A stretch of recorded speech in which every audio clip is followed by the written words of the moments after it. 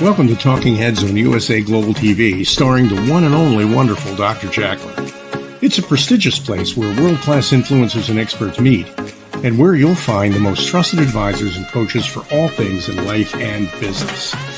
Visit usaglobaltv.com to sign up for our newsletter, get the value you need, and be first in line to learn about events and giveaways and other valuable content. Connect with us. Email Dr. JACALYN at usaglobaltv.com to talk about how you can become part of USA Global TV. That's USA Global TV, where the doctor is always in. Hello, everyone, and welcome, or hopefully it's welcome back to USA Global TV and Radio. I'm Dr. JACALYN KERBECK, and our show today is the Film and Music Show. And for those of you who are just joining us for the first time, we're just so glad that you're here. And we are celebrating 6 months, our 6-month anniversary, as we rolled out our platform back on January the 10th. At the time, we had 15 shows. Now we have 28, and we are on overall 20-some plus platforms. So I'm just so grateful to each and every one of you. A quick announcement before we get to the show is we start a new show next week. It's called Rapping with Dr. JACALYN, a show about nothing. That's right, nothing. What does that mean? My first show was Rapping with Dr. JACALYN. I had it trademarked, and I thought, let me bring it out of the archives and just have a virtual conversation with people about anything they want to talk about. So anywhere you are in the world, whoever you are, you're welcome to book in for that show. There's no agenda. We'll just sit and have a chat like two friends sitting in a living room.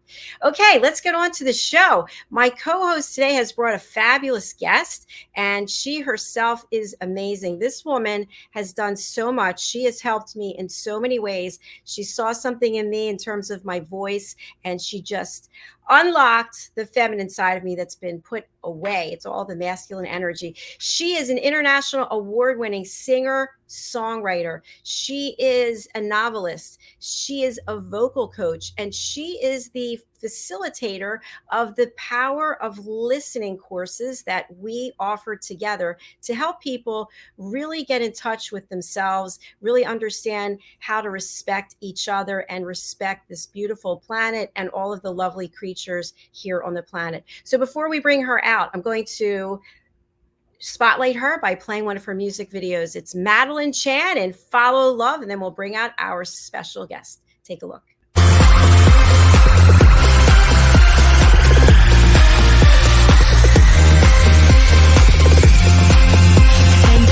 By your love, what you giving me is just not enough. I need a love to take me higher and higher and higher. Every step I take, I feel more awake. Getting closer now, I feel so alive. Stopping me, this is how I live. Ever closer now, just follow love. We'll take you there. Just follow love. Follow me. Just follow love. Love will take you there. Just follow love. Follow me. Follow love.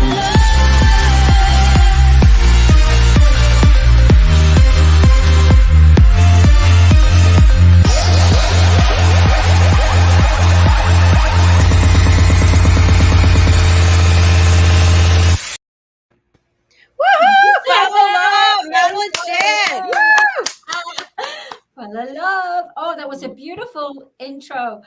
Dr. JACALYN is, oh my gosh, much love, much love, much love. Much love to you, my dear sister. You are incredible. So I'm going to spotlight you and share a little bit with our audience about some of your work. And then if you would introduce our fabulous guest, Phil Strongman, and how you two know each other. Okay. Yeah, right. So I'm an award singing songwriter. I've been singing for a few 2.5 decades at least. And I help people to awaken a voice within them, a singing voice, a speaking voice, the voice that is the voice that normally is not expressed, and it changes your life. And I do the Power of Listening courses with Dr. JACALYN, and I write songs. And Dr. Jacalyn and I have written a song, which Dr. Jacalyn's going to release it. And I just love life. I just love nature, and I just love creative hearts. I am a lover of creativity, creative hearts. If the heart is there, I am there. Wow, Madalene. Woo! Fantastic. All right, you're going to introduce Phil. Before you bring him out, I just want to show one thing. This is a brand new course that you wrote, you creative goddess, you. And we are offering this now for people, Heart Gratification, Male and Female Energies. Tell us a little bit about it. Yeah. Basically, heart gratification is more about looking at what you truly resonate and emanate, what you feel really good about, what makes you feel your heart open rather than having anxiety and doubt. Male and female energy is about the representation of not gender, but the male energy, what it represents as far as like intuition, thought, an idea is that which is actioned. And then that's almost nurtured and cared for and brought out in a loving way is the female energy. So it's, you have to go on the course and then people will get it. It can't just be explained in a couple of seconds. But they should, because it will change our lives completely. Very true. Backstage, we have Phil Strongman, and you brought him to this platform. He's accomplished so much around the world, and he still is. We were talking backstage about some of the things he's doing at Ukraine. Tell us how you know the gentleman. Oh, I know Phil from going to a party, a record label party, part of the industry, and the owner of that particular building said to me, because I didn't know anybody, because my boyfriend at the time was really ill. So he said, why don't you go? And I went, oh, okay, I'll go. So I went, and then this owner of the building came up to me and said, you got to meet Phil. I looked up and saw this 6-foot guy towering above me. And he says, Phil will look after you. And so that's how I met Phil. And it just so happened that I was going to Malta, which it just so happened that Phil had very strong connections in Malta, which we will reveal as we go along in the story. So that's how I met Phil. And we've stayed friends ever since. And I'm just a fan, an admirer, and a lover of his work. I totally love John Lennon. So I was just so...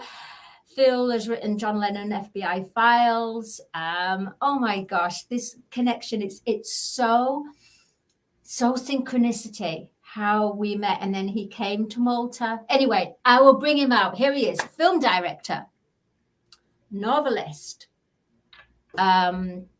script writer. My goodness, this man is He's amazing. I'm producer, yeah, and film director, filmmaker. Here he is. Welcome, Phil Strongman. Hello. How are you? Hey, Phil.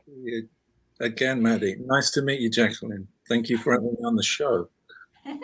Nice to meet you as well. How accurate was Madalene's recounting of how you met? It was pretty accurate. Yeah, there was a friend of mine, Guy Davis, that had this big party for record company guys. And he said, look after Maddie. She doesn't know anyone here. So we started talking. I talked about a friend of mine, Dave Goodman, that did the first solar soundstage at Glastonbury. And also he toured with Michael Jackson, the Jackson 5 in the 70s. He produced the early stuff by the Sex Pistols. He recorded different bands. Amazing character and a lovely guy. And him and his wife, Kathy, were then living in Malta. So it was kind of, as Maddie said, it was really synchronistic when she said, well, I'm going to Malta next week. And I said, well, there's 2 guys you've got to meet. They're lovely people and they deal with music as you do. So you'll get on. And of course they did. Fabulous. And Phil, you've accomplished so much across so many different creative nuances, I would say. So what's your backstory? How did you get involved in this creative world as an artist? It's a strange one because I was in school till I was 17, and then I stayed on for a little bit. They tolerated me, but I didn't really finish. I got a couple of A-levels, but I didn't really finish. But by the time I was 17, I'd wandered into this shop that was a basement on the King's Road, Acme Attractions. And they were the sort of, at the time, the big rivals to Vivienne Westwood and Malcolm McLaren in terms of sort of alternative street fashion. And I started designing T-shirts for them. So it's kind of funny at school. They wouldn't let me take art O-level, but I had T-shirts selling on the King's Road. But that got me into, I suppose, a creative thing, you know, where you scribble something and people that are much older than you take it seriously. Then you think, oh, maybe I can design stuff. Maybe I can do this. And that led me on a long, strange path of different subjects. And I didn't get into writing books till I was in my 40s, really. Before that, I got into film because Alex Cox, who did a couple of classic sort of cult movies like Repo Man, he was in a bar in London once, and a cameraman I knew said, oh, you should meet Alex Cox. It will be great. You know, you get on, give him some of your ideas. I didn't really have too many script ideas because I hadn't really written any scripts at that point. So, but I went over to Alex and started talking, and he said, well, what ideas have you got? You know, Marcus says you've got ideas. And I said, well, I was thinking about starting with pirate radio. And he said, oh, that's being done. A couple of people are doing that. It'll take years, but it's being done. Anything else?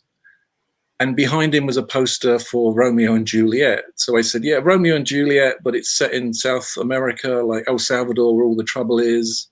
And this and that. And he was like, oh, that's amazing. Bring me the script on Monday and we'll run with it. So I had to spend an entire weekend writing this script from scratch, which was kind of hell. I didn't sleep for 48 hours, but I did it. And he kind of optioned it. I got a couple of $1,000. And ever since then, I, you know, being involved in film and then later on books. What an incredible story. Wow, Now, that is. what's involved in writing a script? I've never done one. For people who don't know, what do you have to know or do, and how does it present itself? I'm probably a bit of a freak in that one, in that I never did any of those things you see online, books like learn script writing in a day. I never went to university. I never did any of that stuff. I sort of learned things off friends. A friend of mine who died last year, David Jury, he kind of was a great director for British TV. He did a couple of things in Hollywood as well with Jennifer Beals and Gene Hackman, the movie Split Decision. And he worked here with like Helen Mirren and Ray Winston and loads of those guys. He was a great drama director. He kind of fell out of fashion, unfortunately, but he was great. And he was a sort of a bit of a guide. But I just tended to sort of write things, and occasionally I'd show them to him and he would like rip it in half and go, it's rubbish, that should be there, that should be there. It was a kind of a steep learning curve, but it was good because it was coming from a friend that you kind of respected, that you knew had this great knowledge. And so that was my kind of unofficial film course, really. So, and now I just often just think of interesting scenes and then see if I can link them. But the funny thing is, it's always easier writing a book, though it takes longer, because with a book, you can make clear what people are thinking, what characters are thinking. You can just write it down and you can narrate so easily with a book. With a screenplay, you have to imply it. You know, the things that can't be said out loud, actors, you know, you make notes, you give them that job of trying to promote it. But it's a difficult one. Writing a book is easier, it just takes longer. Fascinating. Thank you so much. We have a comment from someone. Fantastic interview. Well done, Dr. JACALYN and Dr. Madalene Chan. So proud of both of you. Keep shining bright and opposite. Oh, thank you so much. I don't know who it is. You're probably in our private group on Facebook, but thank you for watching and commenting. Madalene? I'm just in awe. I mean, I've known Phil for so long. It feels so strange that to ask questions, but I didn't know that you started off doing t-shirt printing. I wanted to ask about your book Cocaine. Were you actually in the music business? Did you actually work I for was a record company? I was working for Vox, which was a big music magazine here for a time. They were selling like 130,000 a month, which is big in England. It's like maybe 500,000 readers. And I went a couple of times to radio stations. And once I went with this PR girl who was very young, 19, and she didn't know the score. And she gave this guy this CD by a sort of new artist. She was representing a very small music label. So that was really great. And the guy looked at it, had a sort of see-through case, and the spine was see-through. And the guy said, "There's nothing here." And she was like, "I don't understand. Look, there's the CD." And he said, "Yeah, I can see the disc, but there's nothing here." And then someone said to me later in a bar, "Oh, you know those guys, they always want cocaine or cash if they're going to play anything by an unknown, a small label." And that's how it works, you know, because they get regular bribes from the big labels. That's how it works. Like half the radio stations in Britain are like that, and probably in the States and Europe as well. This is how the big labels keep out small labels and new artists. And I was like, wow, I never knew that. And I didn't want to do a sort of tabloid expose thing. I just thought this is not generally known by the public, and it should be. And I think the best way would be to put it in fiction, because fancying myself as a writer, I thought I can write this. And the book did okay. I mean, it sold 30,000 copies. It got reviewed. Lots of industry people lined up to slag it off and say it's nonsense. None of this is true. But that only sort of added to the controversy. So it was kind of nice. But that's how that got started. Wow, that's amazing. Thanks, Phil. 30,000 copies. I think that's pretty darn good. Very impressive. Very. It was the days that it was like £15 a book, so it was a big deal. But officially, it's like 22,000, which is again something else that I didn't realize. In that book companies, especially in England, they all tend to be gentlemen, this Viscount this and Lady that, and people that have been very expensively educated. But they're as corrupt as music labels, where you don't get, unless you're J.K. Rowling or unless you're Danielle Steele, you never get the full amount. I mean, I was told by like 3 people there, it's sold over 30,000, and you get the official figures 21. And I kind of then realized that it was a bit like the music industry, because they had a thing here when it was all CDs and vinyl. And I'm pretty sure it went on in the States and Canada as well, a thing called midnight pressing, where a record had sold 1 million officially, but really it was like 1.5 million. The extra 500,000 copies had been pressed after hours. So the artists never saw the royalties, the producers never saw the royalties, but the record companies did. They had a way of wrangling it. And I didn't realize that book publishing was like that. But it was, and maybe still is. I haven't dealt with a big publisher for a couple of years now, but I suspect that in many cases, they're still doing that thing of not giving you the full sales. But hey, I was glad I got a few thousand, and I think the story got out there, whether the industry wanted it out there or not, the story got out there. But speaking of music, just to backtrack, that song's great. Madalene's always had this amazing voice. And Thank you.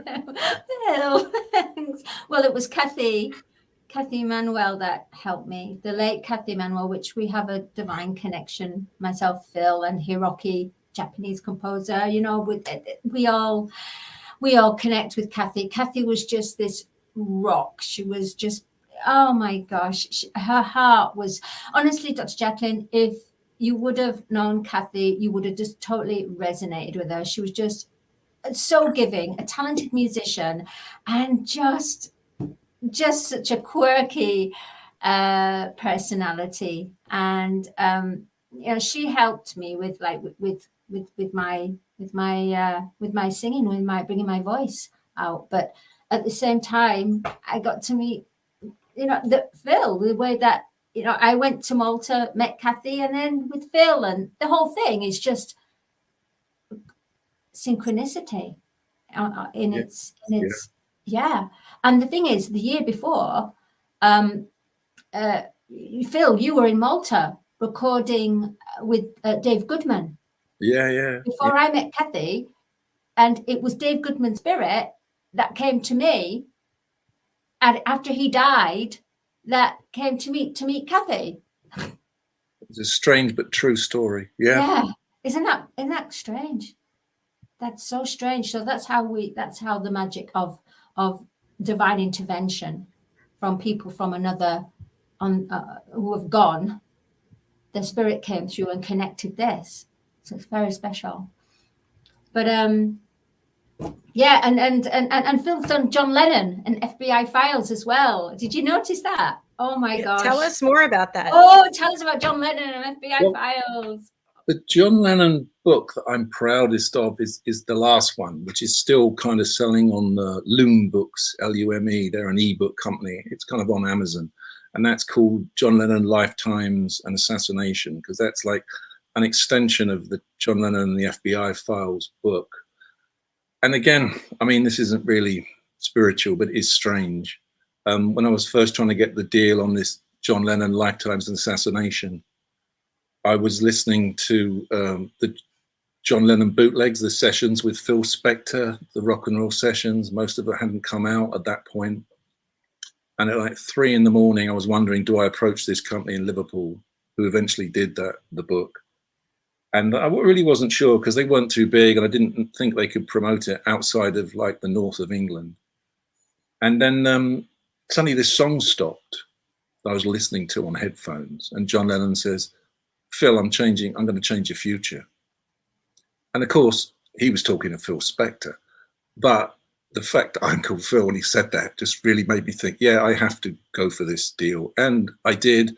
It wasn't a vast amount of money, but it got the book out. And I think that book, John Lennon, Lifetimes and Assassination, did resonate. Before it became an ebook, it was going for like $900 on eBay. I think I went really deep into all the different things around his life and the assassination and other things about him, that sort of possible links with other assassinations that sort of defined his time, the 60s and the early 70s. And I think it struck a chord. And the fact that it sells a few hundred a month now as an ebook is kind of, it's nice. It kind of shows that it kind of cut through. And it kind of started with me in this sort of dream state, listening to this recording when, John Lennon said, Phil, I'm going to change your future, even though he was talking to Phil Spector. But yeah, that's how that began. Wow, what a story. And each of these successes that you're sharing, it sounds like it was so easy, but it's not, because many people are trying to accomplish one iota of what you've accomplished and are not able to do it. What do you think it is that separates you from most people? I think a few times I was lucky. I think that, I mean, with things like the cocaine book, there was a price to pay. It kind of damaged me as a music journalist. I always kind of thought editors would be glad if one of their big freelance writers had a success talking about the music biz. And of course they kind of didn't, they resented it. So it kind of cost me a bit. And the John Lennon book, I think, was just something I always wanted to write. I mean, I saw John Lennon and the Beatles as a kid live on TV, not live in concert, but all 60s British television was kind of live then for music. So, of course I was a huge fan. But I mean, in between those things, all those projects, there's been dozens of rejections. There's been loads of things, just like a 2-page idea that everyone loved, that friends loved, agents loved, when I still had an agent.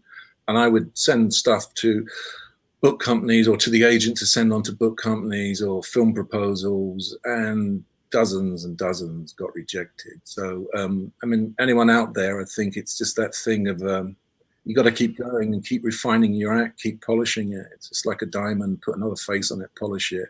And I think the key, especially with books and maybe some screenplays as well, is that they're not written, they're rewritten.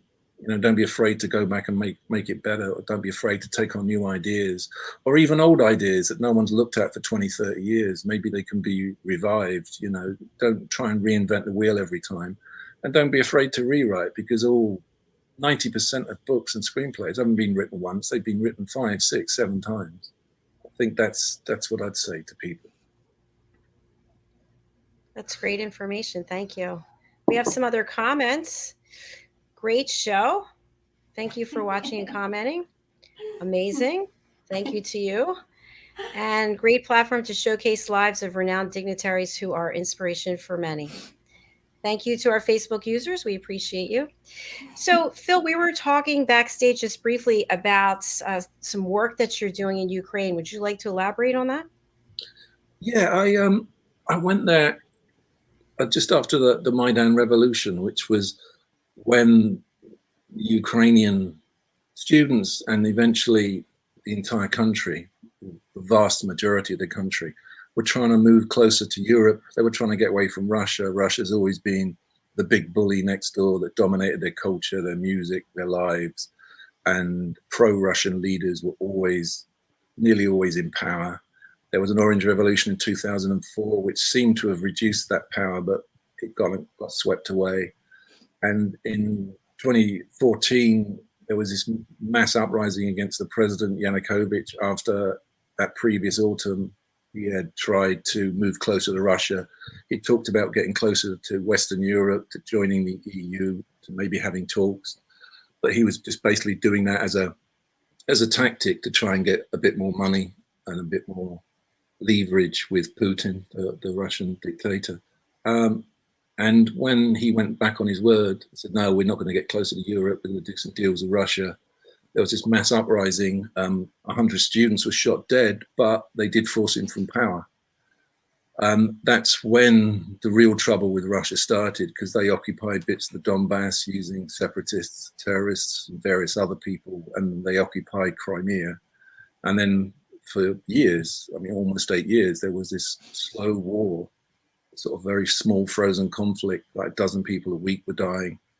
And I thought it was sort of fascinating that something that had started with a couple of Facebook posts and 200 students had brought down this favored puppet of this Russian dictator, that he couldn't keep hold of Ukraine because of something that started with a few hundred young idealists. And so in sort of 2016, 2017, I went out there.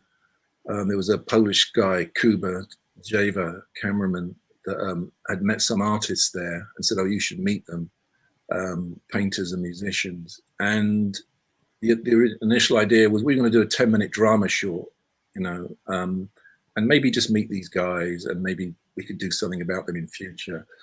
But the paintings, the artwork, the music, the whole scene was so good, because I think people had this incredible energy. They were no longer Russia's puppet. They had their own voice. It was so strong that we just thought, no, we have to film these guys. And the first couple of painters we met, Vlada Buchko and Victory Zav, the paintings were so good that we just thought, yeah, we've got to cover this and interview these guys to see if they got something to say. And of course, as with most great artists and musicians, they did have something to say. And that led us to other people and other people. And that became this movie, KYIV Unbroken, which has only been seen by a few thousand people in Europe and Britain. But it has won awards, as I think I might have mentioned to Maddie before. I mean, part of the problem was that I think with film festivals in Europe, and to a lesser extent the States, people were afraid of offending Russia before this war. And now it's an out-of-date film in a way, but I think the relevance continues because that struggle continues. And in the film, the documentary, a lot of people in that did talk about the threat from Russia. They weren't out of the woods. They thought they'd got their freedom, but Russia could still attack. And there was a worry that maybe the world wouldn't help Ukraine. The West, Britain, America would not help. I mean, thank God that we have. But that worry was in there. So I think the film has relevance, and it was shown in the City Hall of Kiev like 2.5 years ago, just before the whole COVID thing started. And there were like 1,000 people there and TV channels. And it was kind of nice. It had that feedback that it kind of resonated with them. And people there were saying, this should be shown in every university in Ukraine, you know, forever, to capture this moment. And of course, I kind of think now that we did capture a moment, and it's changed. You know, they're traumatized. You know, there's like 30,000 dead at least. There's 5 million spread around Europe, refugees. That the world we filmed doesn't really exist in exactly the same way anymore. The Kiev we went to, and you know, we went to Kharkiv, which has been hammered recently, and we went to Odessa, which is still getting rockets in. So we filmed a lot of places that kind of aren't necessarily there anymore. I mean, thank God, so far, all the main people we interviewed are still okay. They're in different places. Some are still in Kiev, some are in Lviv, some are in France, Germany, Spain. They're spread around everywhere. But it does make me think that maybe we should do a follow-up when this is over. But I don't know when that will be. Thanks, Phil. That was going to be my question to you. Is there a way to update the documentary, maybe in the beginning and have it reflect back on the work you've already done, or maybe it's a brand new documentary? I think it may be a brand new one that references and has clips from the first one. Like you see the guitarist talking then, you see him now. I think it would be impossible before there's some kind of ceasefire. When that happens, I would love to sort of update, and I think it would become another document of like a world that's gone, but still has living links here now, and I think it is. I think it's undeniable now. It's like the biggest issue politically, geographically in the world now. And the fact that Russia is holding up all this grain that might yet starve half of Africa and maybe even parts of South America. This is a huge, huge issue. It's hugely important. And I think in my arrogance, I saw it coming because, everyone I talked to in London and even members of the crew were saying, no, Russia will never attack. Putin's not that vicious. He's not that crazy. And I was like, he will. It might be next month, it might be next year, but he's not going to let a country become free and democratic next door to him, because to the Russian people, it's a bad example. If they can change their president, why can't we? If their living standards can go up, why can't we? If they can eat organic food, why can't we? And I think he couldn't allow it to happen. And the fact that Ukrainians, 99% of them speak Russian and Ukrainian, the fact their TV stations, their radio stations could reach Western Russia, he couldn't allow it to continue. And in that sense, I was right. Obviously, he did attack. I just wish I'd been wrong, but it's happened. Thanks for sharing that. Madeline, I know you must have some questions. I just have another one, which is, Phil, when you're filming things like what you described, and then you're going to Ukraine and seeing the things that you're seeing, how do you take care of your mental health? I meditate a little bit. Sometimes I drink. I had a really interesting crew with me, which was good. There were lots of arguments the first time we went because some of the guys wanted to still do the drama. And I was saying, no, this is drama. This is what's happening now. We have to capture this. So there were a few kind of rows. I don't know, I suppose I've always had a bit of a spiritual belief, and think we were created, and part of our job is to be creative. And even when we filmed an arms dump that the Russians had sabotaged, and there was like $400 million worth of arms going off, a woman was killed quite close to us, lots of people were injured, and I just didn't ever think I was in real danger. I wasn't that worried. I'd be more worried when I was in street fights as a youth when people attacked me. I wasn't that worried out there. I don't know, I should have been. I just felt it was a big issue.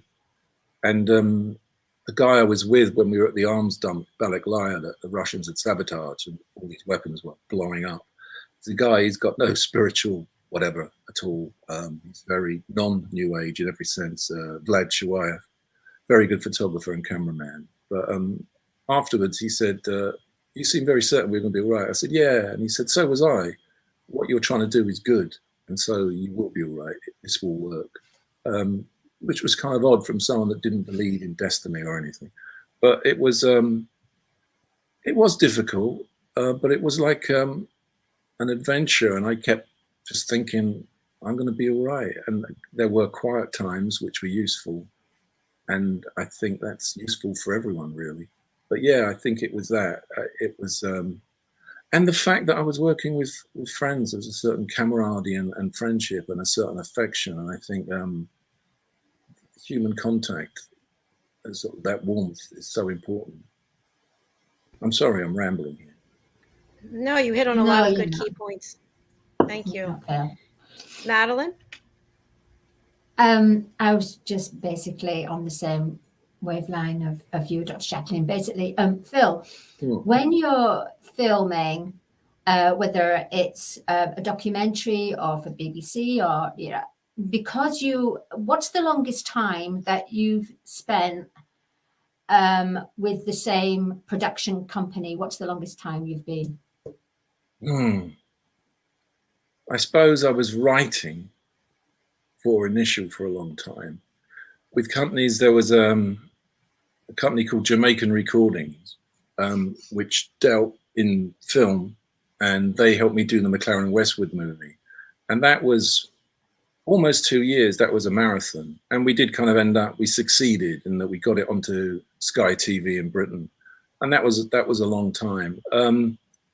But the good thing is that the guys that kind of run it, Frank Malone, Faith O'Neill, they're good guys, they're a good couple, and we became friends. So it wasn't like working. I've never worked for a huge corporation. And whenever I've sort of dealt with them, it's always been kind of hard work. But with them, it was kind of fine. Yeah, that was the longest. Yeah, Jamaican Recordings. So you have like a family atmosphere, but what happens, how do you deal with, like, for example, people can get, what do you call, claustrophobic, you know, when you're as if you're stuck in a cupboard and you need the space. How do you deal with it mentally? That's a good question. I don't know. I suppose because I was something of a sort of high school dropout and I never went to university, and I have spent time doing, sometimes, between times, when I was like late teens, early 20s, I dug ditches, I worked on building sites. Before that, I sold shoes in a shoe shop. And those jobs, even though they only lasted a few months, were kind of depressing.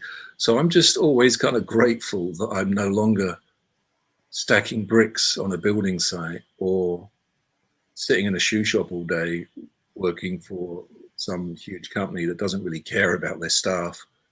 I'm always kind of optimistic in that sense. I'm lucky to be doing stuff that's usually interesting. So, I mean, the biggest problem with kind of filming stuff like this without, I think actually across the board, I saw one of the guys who made one of those Bourne identity films, the Bourne movies, the big like $20, $30 million movies. And he said, people will never understand the humiliation you go through as a director. And I instantly identified that. And I hadn't thought that he had to deal with that. Of course, his angle was different to mine. His angle was when you've got a big star involved that's getting $3, $4, $5 million, they have as much power as you, the director. They can give you problems. Unless they're a easygoing person, they can give you problems, and they will. And you will have to eat a lot of humble pie and flatter them and try and bribe them artistically to get the job done. And, I had the same thing, even with the documentaries, the same kind of problems in that people wanted to do other things. And at a certain point, if they had the connections to this person and that person, they had a certain power over you. So I think it's that. I mean, people tend to think that directors are all powerful. And maybe if you've got a cast of complete unknowns that are all like 21, 22, 23, that are just grateful to be there, maybe you kind of are all powerful. But when you're dealing with, I don't know, a drama in a war zone or a documentary in a war zone, or when you're dealing in a big movie with big stars, you don't really have that much power. You're at the mercy of a lot of things. And there's a certain stress there, that it's sort of hitting you, but you kind of, I've always been aware that of creative tension can be kind of useful within limits. And I've been lucky in that most of the people I've dealt with, I've filmed with, are friends or have become friends. So I think that kind of helped. I never knew that. Thank you. That was a really wealth of information there. Dr. Phil, Jacqueline. I'm wondering, yeah, we're coming to the end of the show already so fast, but Phil, I'm wondering what's next for you? What are some projects that you have coming up that you want to share with us? Well, I'm working on a sort of private eye book, sort of classic story, Midnight in LA, because my brother lives there, and I was there for a few weeks, like 5 years ago, for a screening of the McLAREN Westwood movie. And I've just kind of finished that book, and I'm now sort of going through it again, and that'll probably become either an ebook or something on Amazon, but I'll keep you guys informed. And also I'm trying to do, currently working on a screenplay for a drama that I hope to start later this year, London Girl, just about Ukrainian refugee coming to London. It just made sense to me, knowing so many sort of Ukrainian singers and actors and musicians, that would be a story to rate as a drama, and very much a story of sort of today's world. So yeah, that's kind of in the pipeline. Thank you. That's a lot. Thank you. Yeah, that's that is a a lot, lot. actually.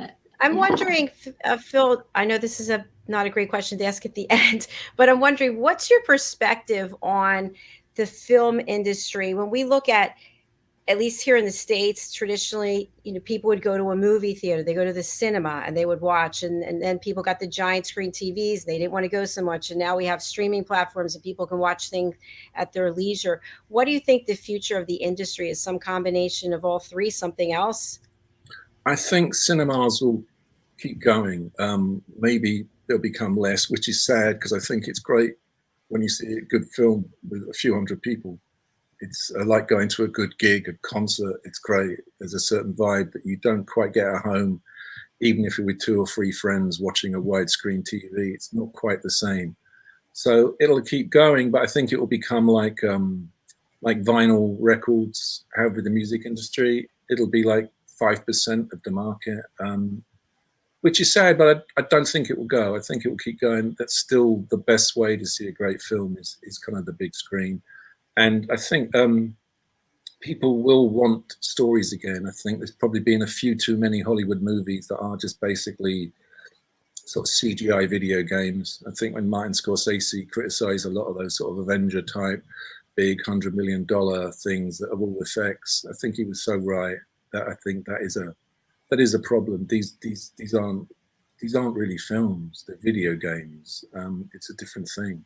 I think films should have a story and a really important human element. And I think that will keep going, and maybe like cinemas themselves, it will become smaller, but maybe like with vinyl, it will keep going and become fashionable again, because I think vinyl sales are now bigger than CD sales, and they're going up. So hopefully it will go that way.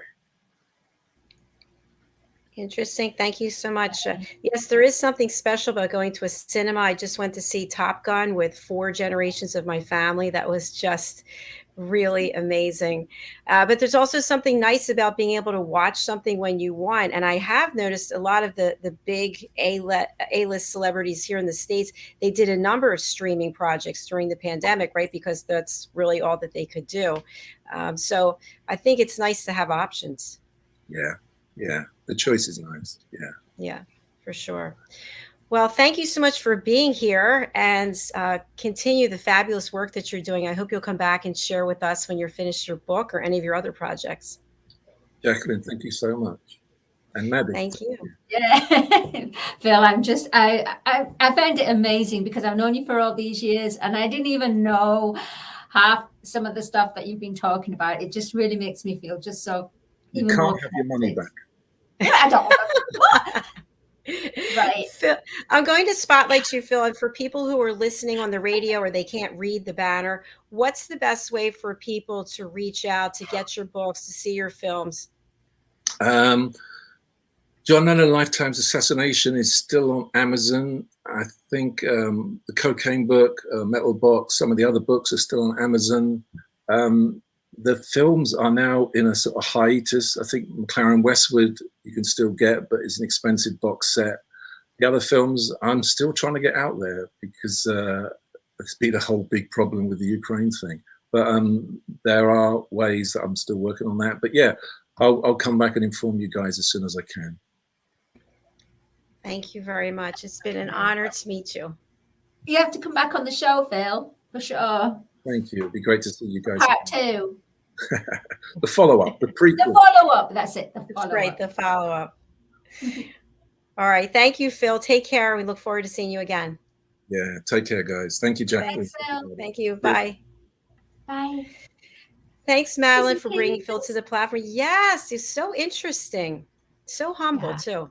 Yeah, he is. I must admit, for all that he's accomplished, and he like 30,000 in sales in a book, and it's even though he's accomplished so much, he's still looking for that next deal, and it's like we all strive to become as big as a novelist, a big novelist like Phil. But as he was saying, you get the novelists that are striving that are good, and then you have like the Harry Potters and Daniel Steele's and all these that John Grisham, for example, that just have the whole market really. Yes, it's. Yeah. We know it's very hard to sell one copy of a book, let alone 30,000 to me. So. But I loved what he brought up, that he's pretty sure that he sold 30,000, but yet he was told it was 21,000. That's what they paid him, I think, based on. So there's a lot of work that needs to be done in the music industry, in the as an author. I mean, we could go on and on. But Madeline, our next show is coming up, so I want to spotlight you, and you share whatever you want with our audience. Thank you, audience, for watching. Keep promoting, keep tuning in to the Film and Music Show. All artists out there, come on. We forget about politics, Democrats. We need to promote the creative hearts, because we are the creative hearts. That's who we are. And if you can find me, MadaleneCarrollChan@gmail.com. I'm here always, and also with Dr. Jacalyn with Power of Elevated Listening as well. You'll find me, Dr. Madalene Chan, on Facebook. That's my title. LinkedIn as well. But, please just support creatives, because that's where we have a say, and that's how we can change the world, through the creative of our creative hearts. That's all I want to say, Dr. Jacalyn. Thank you, Madeline. And hello to Adam. Thank you for joining us, Adam. Yay, nice to have you here. And Madeline, just very quickly, I just want to show our audience, because the work that you're doing is really amazing. We have even more than this now, but these are some of the courses that Madeline and I offer. I offer the Power of Listening foundational courses, parts 1 and 2. That one I do myself. And then Madeline does part 3. We have part 4, 1 and 2, and then part 5. Here's part 4. Yeah. And that's the first part. And then this is the second part. Yeah. And you have to take both of them, part 4. So it'll be offered as like a package, I'm sure, like part 1, part 2 of part 4, because they have to take both. Otherwise, you're not going to get it. You're not going to get it. And I can just share this with the audience. So I am producing the courses with Madeline, and she's having me do some exercises with her. And then I'm editing them and putting them up for sale. But to be part of that experience, I've learned so much, and I'm interacting with Madeline all the time. I'm thinking, wow, I didn't know this, I didn't know that. And I'm learning more about myself as well. So I highly recommend. We've priced the courses so that it's very reasonable for people to take them. And they're over on the Thinkific platform, which is drjacalyn.thinkific.com. But you can find out more on my website, drjacalyn.com. Madeline's around to speak with you about it. So we're both here for you. All right, Madeline, we're going to say goodbye for now. And the next show is coming up. It's The Wise Ones with Red O'Loughlin. And our guest is Tina Greenbaum, and then Talking Heads with Red O'Loughlin. Bye, everyone. Thank you, Phil. Thank you, audience. Thank you, Dr. Jacalyn. Much Thank love. you. Bye. Much love to you, too. Bye-bye.